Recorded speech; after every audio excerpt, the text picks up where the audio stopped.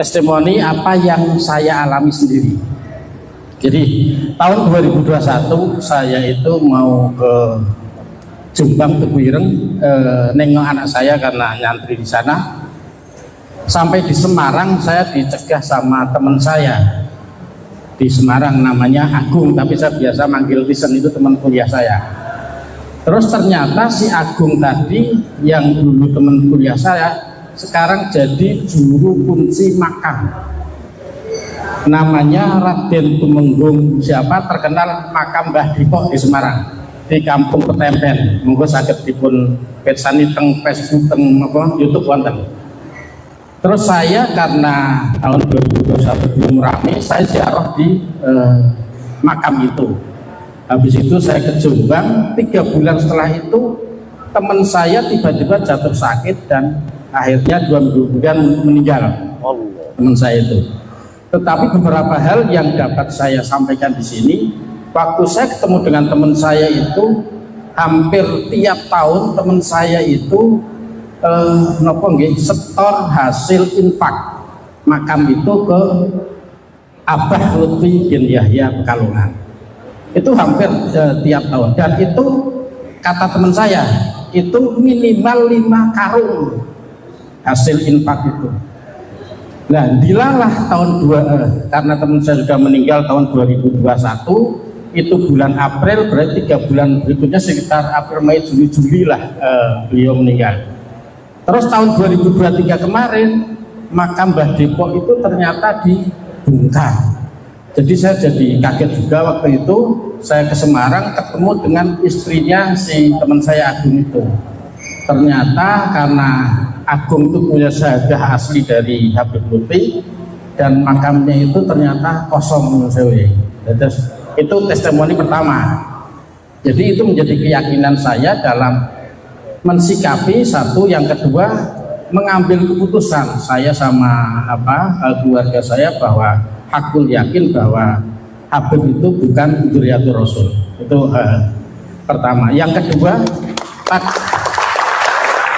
pada bulan Juli kemarin, Kang Sair ini sedikit lagi. Pada bulan Juli kemarin, 1 bulan yang lalu, saya diamanati dari orang tua saya disuruh menjual mobil Panther tahun 97. Nah, ada teman Muhyiddin Purbalingga berdomisili di mana, di Bojongsari, nelpon saya, Kang nyun sewu, saya mau lihat mobilnya. Akhirnya mobil itu saya parkir di garasi, terus saya lihatkan, si orangnya itu bilang, ini yang mau beli bukan saya Kang, tapi Habib Salim dari Selawi. Nah, akhirnya karena Habib saya tetap hormat, karena saya pernah punya guru, Habib Lutfi itu guru saya. Saya tahun 87 sampai tahun 90 waktu saya aliyah, saya mondok di pondok pesantren Ribatul Mutalimin di Pekalongan, di Nahrawi. Jadi saya tiap seminggu sekali itu terus saya tiap hari Minggu itu saya selalu ikut rutinan tempatnya Habib Lutfi, Sibut Duror sama Rotib Al-Hadad. Jadi 2 hal itu yang saya ikuti selama 3 tahun saya ikut Habib Lutfi. Sudah lebih dari 4 menit. Terus nggak apa-apa. Melanjut yang tadi, yang bulan Juli tadi, akhirnya Habib Salim dari Selawi itu mau beli mobil saya. Itu pas hari Jumat. Justru saksinya ada istri saya, ada Muhyiddin yang dari Bojongsari, namanya Cak Husen. Terus waktu sholat Jumat, saya bilang, Beb ini Jumat, tolong Jumatan dulu bareng-bareng itu. Ternyata Habib Salim itu bilang musafir gitu, dari Selawi ke sini. Saya bilang, itu terserah ente Beb, monggo musafir atau tidak, yang penting saya sudah mengingatkan. Habis Jumatan saya ngasih makan, saya kasih makan, saya belikan makan. Itu ngobrol sampai lebih dari jam 4, artinya sudah waktu asar sudah selesai. Artinya di situ ada Habib, ada Cak Husen yang memang tidak sholat Jumat, tidak zuhur sampai asar. 2 hal itu yang menjadikan keyakinan saya bahwa ternyata memang nggak mungkin kalau dzurriyyah Kanjeng Nabi itu syariat tidak melakukan. Jadi pasti itu bukan dzurriyyatur Rasul. Jadi begitu. Assalamualaikum warahmatullahi wabarakatuh.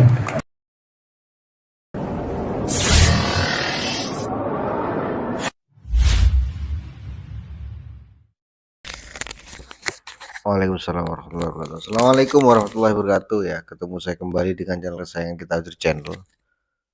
Eh, Barusan kita mendengarkan dan saya menayangkan salah satu video ya. Ya, beliau menceritakan tentang pengalaman pribadinya lah, perjuangan pribadinya terkait makam. Ada salah satu makam lah gitu loh, yang ya katakanlah ya dikeramatkan di suatu kota, dan yang menjaga itu adalah teman beliau yang menceritakan barusan. Ternyata bisnis makam seperti itu ya menggiurkan sekali, karena kalau setor ke oknum yang mengkeramatkan itu uangnya itu sampai 5 karung lah.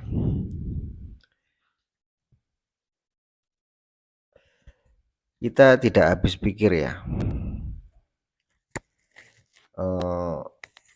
kenapa harus seperti itu ya.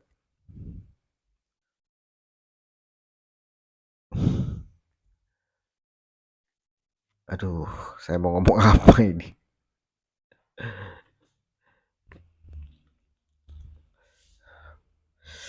Sampai-sampai beliau yang menceritakan itu tidak percaya lagi kalau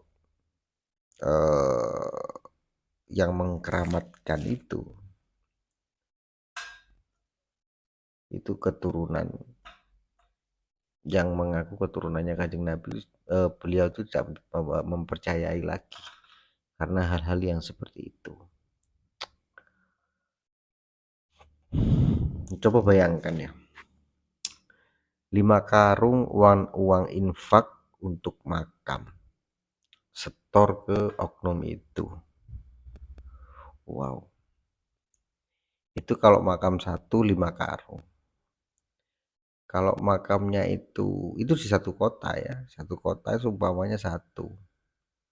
Kalau beberapa kota, tapi tidak mungkin lah kalau satu kota itu ada makam yang dikeramatkan cuma satu, tidak mungkin.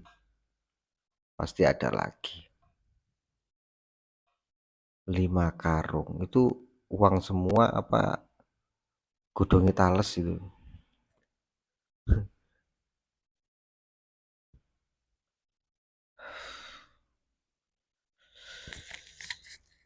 Mungkin ya karena negara kita itu warga negara kita itu memang kalau seperti itu cukup menghargai lah gitu loh. Makam-makam keramat itu cukup dihargai oleh orang banyak, diziarahi lah gitu loh.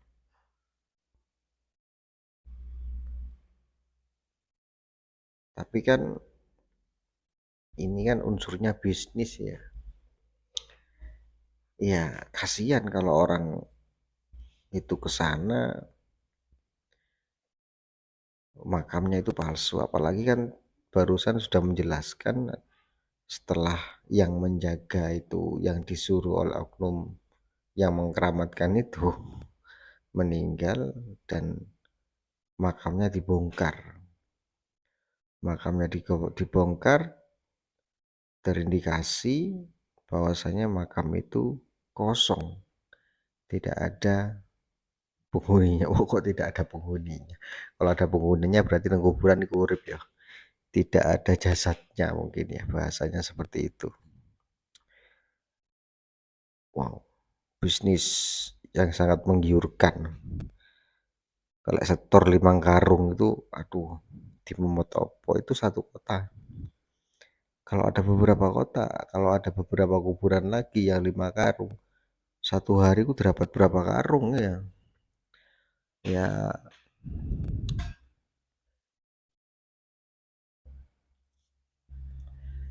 ya cukup menggiurkan lah. Ini menurut saya ini harus dipantau dan selalu dijaga ya, situs-situs peninggalan sejarah atau zaman dulu ya.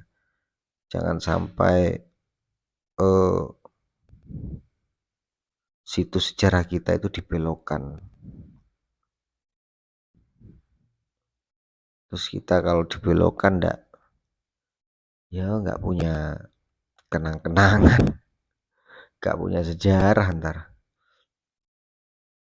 apa yang mau diceritakan, apa yang mau dibilang sama anak cucu kita, sejarahnya tuh bagaimana kalau semua dibelokkan.